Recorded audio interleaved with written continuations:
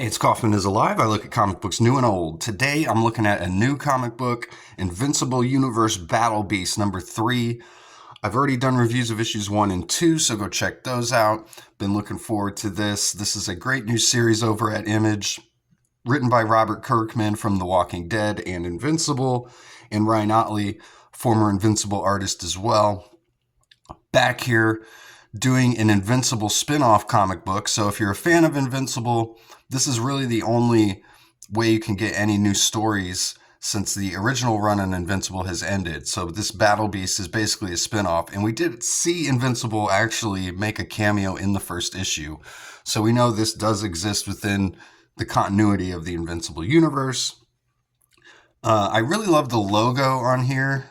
I haven't talked about that on any of the issues yet, but the Battle Beast logo is pretty good. I like how all the lettering, they look like blades or weapons, which is perfect for Battle Beast. He's always got these giant axes or swords or hammers or just anything he can find. So great logo here. If you're in the shops, at least my shop, they list everything alphabetically. And originally I was looking for this comic in the B's, obviously for Battle Beast, but they actually put it in the I's and it's listed as Invincible Universe Battle Beast. That's the title of this comic. So if you weren't able to find it in your shop, if they sort things alphabetically, it might go check the I's. But anyway, great cover here. Don't want to scoot past this. Ryan Ottley doing the cover. We've got Battle Beast just flailing through outer space here. All this blood coming off of his giant weapon. And I love how he draws all the stars in the background here too. Looks a lot like the way Eric Larson does it in Savage Dragon, where there's just millions of stars in the background and it looks really busy. And this Battle Beast character reminds me a lot of Savage Dragon. I mean, obviously he's big and hulking, kind of similar to the dragon in that sense and the way that he's designed. And he's also basically pretty much, at least for what we've seen so far, invulnerable. And he's kind of a dick too. So 3 traits that he shares with the Savage Dragon. And the fact that this book feels like it can really go anywhere at any moment and anything could happen. He's pretty much a clean slate character at this point. All right, so we got, again, Ryan Ottley doing the artwork, Robert Kirkman's the writer, Annalisa Leone is the colorist, and Russ Wooten, one of my favorite letterers, doing the letters here. And right from the very first page, you're with the Battle Beast. You see him grab his weapons here one by one. He's snarling. He's ready to go. He jumps into this portal, and the ship sends him right out into battle against this armada, who the ship also sent here to kill Battle Beast, and he just sends him right out into the middle of it. No strategic plan or anything. The ship's trying to get Battle Beast killed. That's its whole objective. I like that it's a space adventure. It feels very Star Wars, like Han Solo, Chewbacca, Millennium Falcon feel to it with Battle Beast. Prince Salaka, the alien here in the ship that's trying to deceive Battle Beast. The ship had sent this armada here, and then he just sends Battle Beast out into the middle of it with no strategic plan, trying to get him killed here. I really like the designs of these ships as well. Very Kirby-esque. But even these guys are like afraid of Battle Beast. And he's able to defeat all of them. Prince Salaka, he convinces the ship that it should probably quit trying to deceive Battle Beast, because at any moment Battle Beast could destroy the ship. And the ship decides, yeah, that's probably a good idea.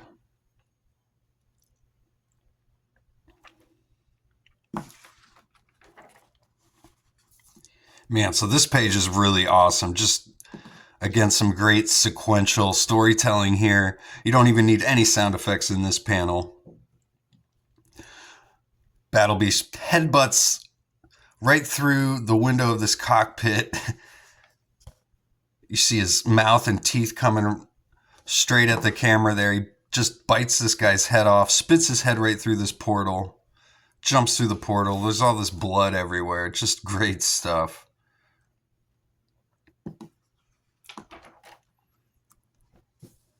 I do kind of feel like Ryan Ottley was holding back or having to tame his artwork a little bit back in Amazing Spider-Man and Hulk when he was working for Marvel. But here, in an independent book where they can do whatever they want with no restrictions, and it is really great stuff. So Prince Salaka asks Battle Beast why he's nicknamed the Scourge of the Twin Galaxies. He says, "You must have done something pretty horrible to those people." And Battle Beast's response is, "I don't even remember." And he's just got these I love the way Ryan Ottley draws the eyes here. He looks animalistic, almost soulless, very focused.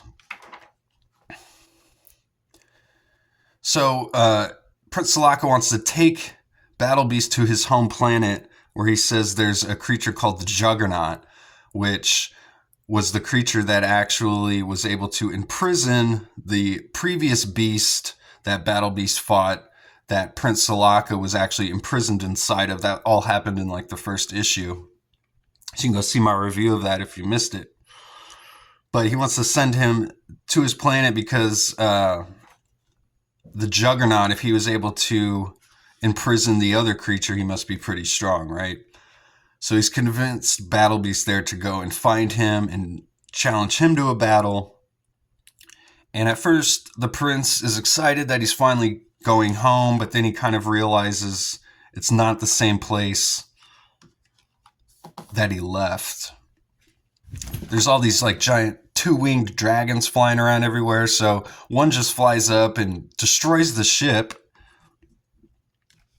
And I almost wonder if this is going to be the end of the ship. A very unceremonious ending.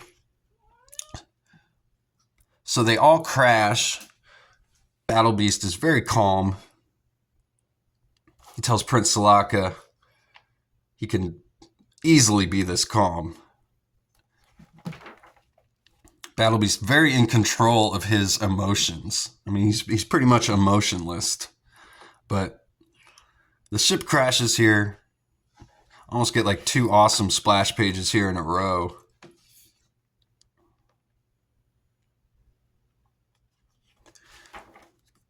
And Battle Beast gets up and sees he's surrounded by all of these giant creatures looking to eat him. And this makes him very happy. So a pretty cool issue. 3 for 3, I'd say, on Battle Beast. We get the letters pages here. There's some interesting stuff here as well. This is from Ben Abernathy. He's the editor. And he says some interesting stuff about some other comics, too, from Marvel and DC. He says the debut of this series fell just short of topping Jeff Loeb and Jim Lee's return to Batman for Hush 2, selling nearly 400,000 copies. Jeff and Jim were able to sell over 400,000 by all reports. But the even crazier thing is Invincible Universe Battle Beast looks like it very well could have outsold Marvel's new Amazing Spider-Man issue #1 relaunch. Hard to confirm that, as public sales figures currently don't exist. Still, the fact that it's very likely possible seemed like a big enough thing to crow about. Invincible is really firing on all cylinders these days. Rejoice. He says, and more than anything, let's give our industry a round of applause for really kicking all kinds of ass these days with the Energon Universe, Skybound's Universal Monsters, Ultimate and Absolute books, Hush 2, Amazing Spider-Man, this series as well as Exquisite Corpses and a slew of other Image books. So many great books really delivering the goods right now. And I agree. Nothing he said there is wrong. I take no issue with any of that. There's some great comic books out there right now. Don't let anyone tell you that there aren't good comic books coming out every single week, because there are. And this is one of them. And I'm looking forward to issue number 4 here. Here's the cover to that. So thanks again for watching. Go check out my channel and please subscribe if you haven't yet. Please like the video if you've made it this far. And I'll see you guys on the next one. Go read comics.